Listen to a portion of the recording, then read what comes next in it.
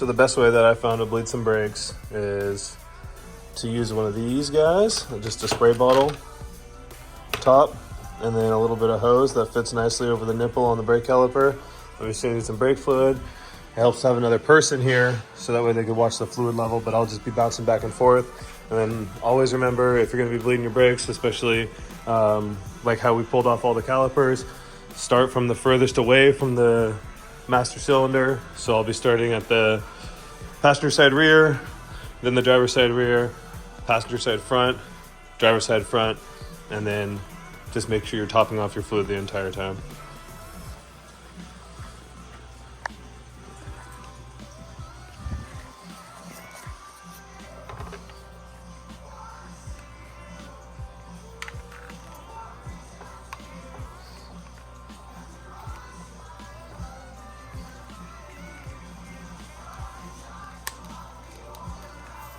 Just like, and you should probably use a funnel when you do this part, but I'm not gonna.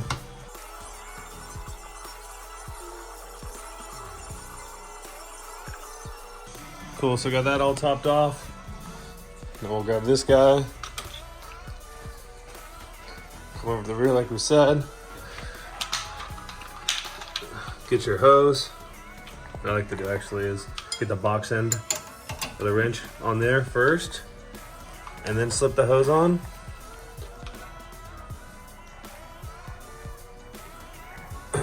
Just like so. And then I always like to use the box end so you don't round these off, because nothing's worse than rounding those guys off, the bleeders. But yeah, from there, you just grab this thing. I like to build up a little bit of pressure in it, and then I'll crack it loose.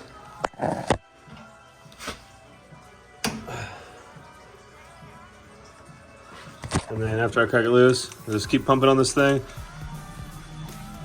I left the bleeder open and then just gave the brake a little teeny tiny push, and now we're getting all these air bubbles out of here, you can see.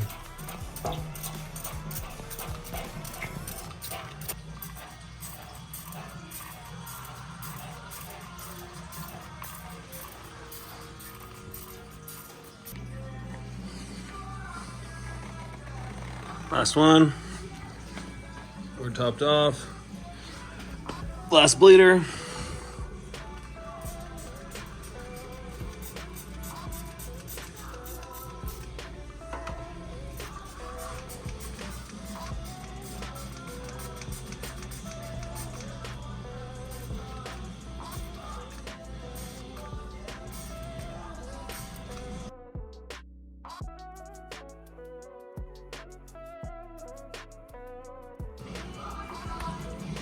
All right, got that last one bled. See how the pedal feels, give it a couple pumps.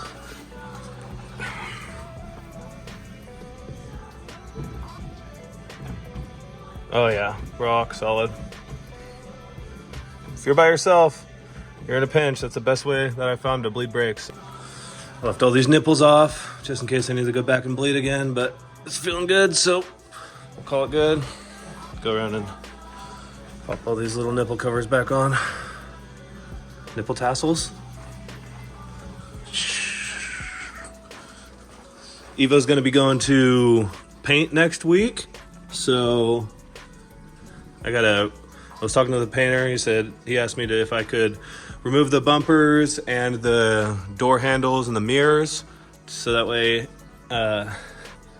he could paint it easier, and he said he'd cut some price off, so gonna be doing that here next.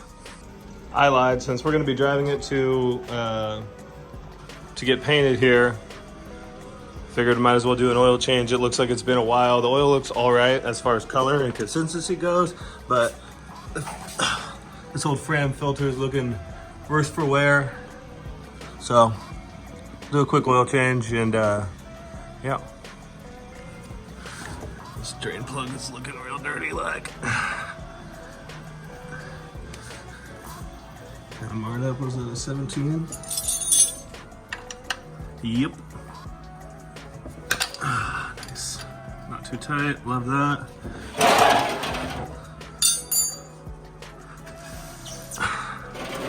It's already up in the air too, so it makes sense just to do it right now.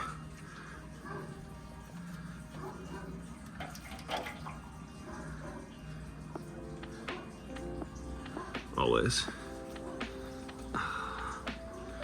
So we'll let that drain out. Go pull the valve cover, filler. Want some good airflow going there. But yeah, look at this stuff, dude. This was dark.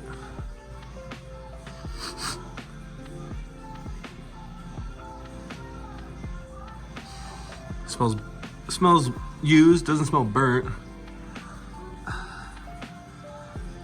What do you think? You think that filter's gonna come off by hand tight, or you think it got wrenched on? Please don't wrench your filters on, guys. Hand tight is fine. I've never had one leak by just putting it on hand tight.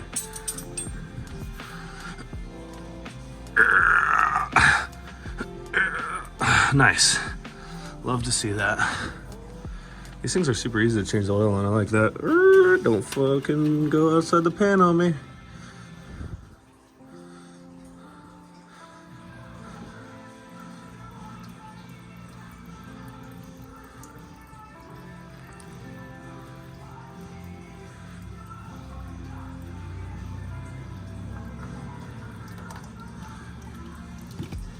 Set that in there.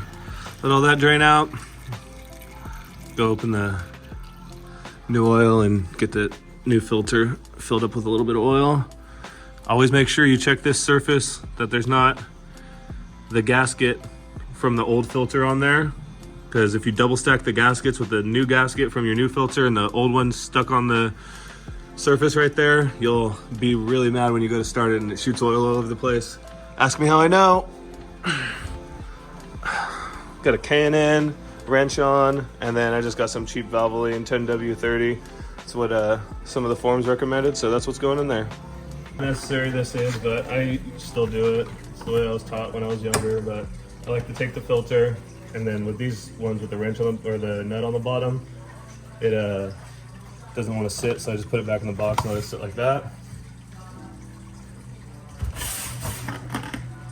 These Valvolines are nice. They have a little pull tab on top and then the good pour. And then I just like to take it, put a little bit of oil in the filter, let the filter element kind of soak that up, and then I'll take my finger and rub the oil over the gasket surface just to make sure it's good and supple and it gets a good, nice solid mating surface against the engine. Yep, got a little bit of a trickle. I haven't really looked much underneath this car, but looks like we got a big old 3-inch downpipe off the turbo. Goes back to a cat delete, and then to a resonator, and then full cat back. So probably have some issues passing smog. Probably have to get hot smog, but no worries there. Alright, it's just dribbling out now. I got a new crush washer on here. Toss the drain plug back in. Always make sure to not cross thread those. And those don't need to be crazy tight either. I've got 17 mil back on there. Use your box end, not your open end.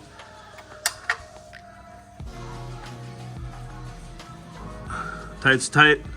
Too tight's broken.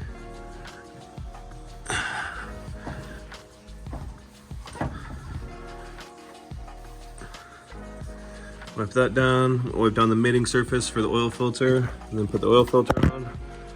Mating surface, get my K&N out.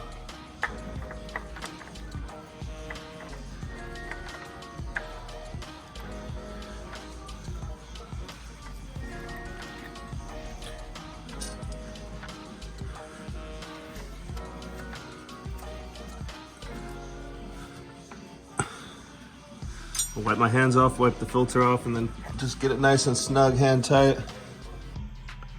58,319. I always like to write my mileage on my filters.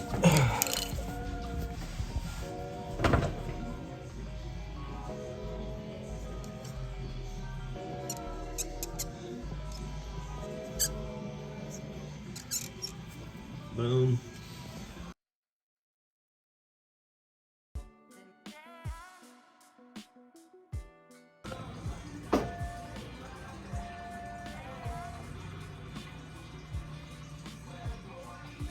Spilt a little bit, but we'll be all right.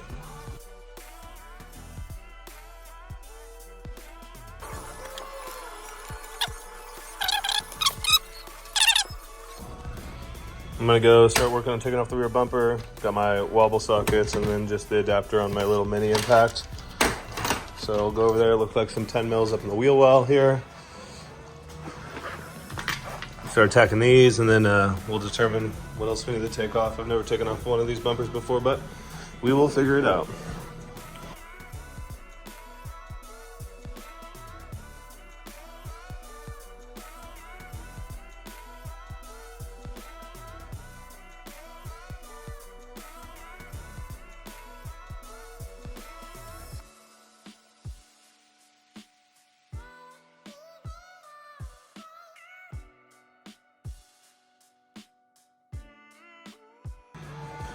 Got the license plate off.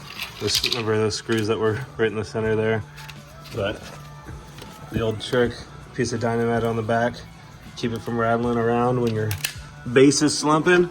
Looks like we got a couple 10 mils in there.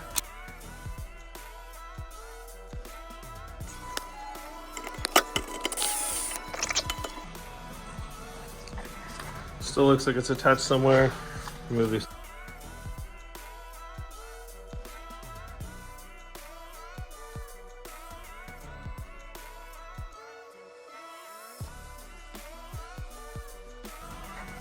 Looks like I'm gonna have to remove this tray to get to this washer fluid reservoir. There's one clip right in here.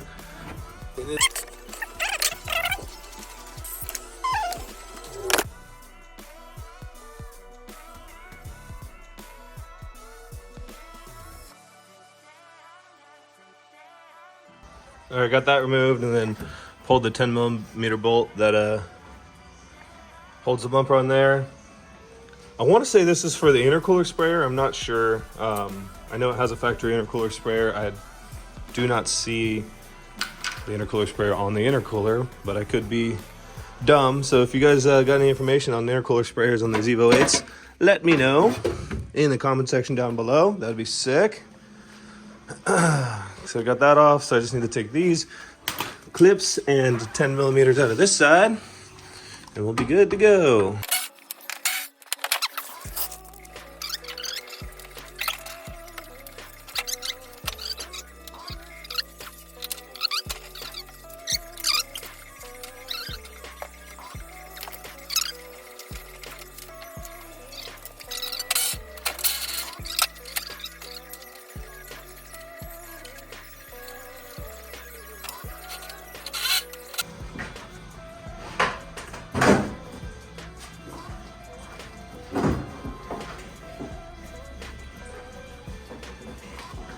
Some wire there.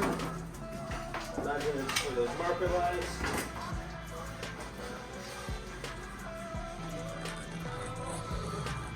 Filthy behind here.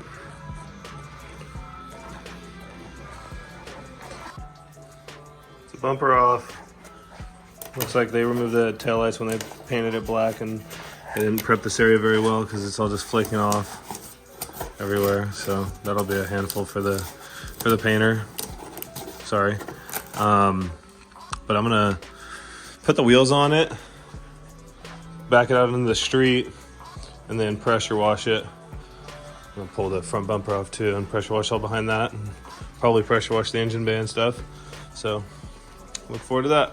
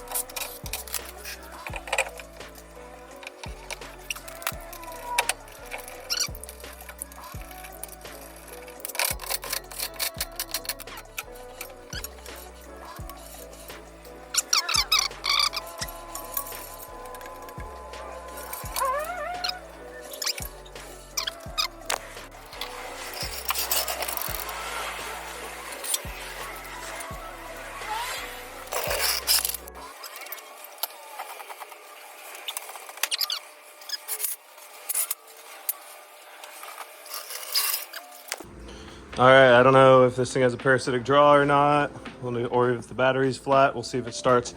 It's been quite a while since it started. It's kind of cool having it back on the ground. So to get it outside.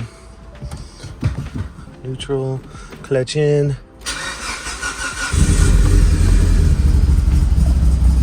Fired right up. Sounds like shit, breaking up.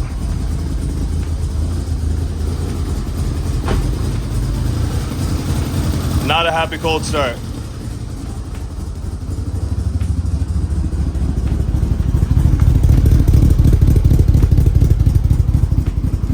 I've been backing her out.